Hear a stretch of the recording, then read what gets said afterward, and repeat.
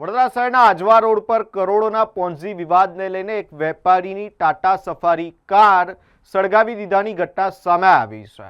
એક યુવક મોડી રાત્રે કમ્પાઉન્ડમાં પ્રવેશ્યો, ત્યારબાદ લોખંડના સળિયા વડે કારને નુકસાન પહોંચાડ્યું અને ત્યાર પછી પેટ્રોલ છાંટીને આ કારને આગ લગાવી દીધી। મળતી માહિતી મુજબ 4.5 કરોડના પોન્ઝી વિવાદને લઈને અંગત અદાવતમાં આ ઘટનાને અંજામ આપ્યો હોવાનો આક્ષેપ કરવામાં આવ્યો છે। વેપારી પર કેસમાં સમાધાન કરવા માટે દબાણ કરવામાં આવતું હોવાનો પણ આક્ષેપ છે। આરોપીઓએ લોખંડના સળિયાથી ટાટા સફારી કારના કાચ તોડી નાખ્યા હતા અને ત્યારબાદ કાર પર પેટ્રોલ છાંટી આગ ચાંપી દીધી હતી। ઘટનાની જાણ થતાં બાપોદ પોલીસની ટીમ ઘટના સ્થળે પહોંચી હતી અને સમગ્ર મામલે તપાસ શરૂ કરી છે। ઘટના સ્થળેથી પુરાવા એકત્ર કરવા માટે એફએસએલની ટીમ પણ તપાસ માટે પહોંચી છે।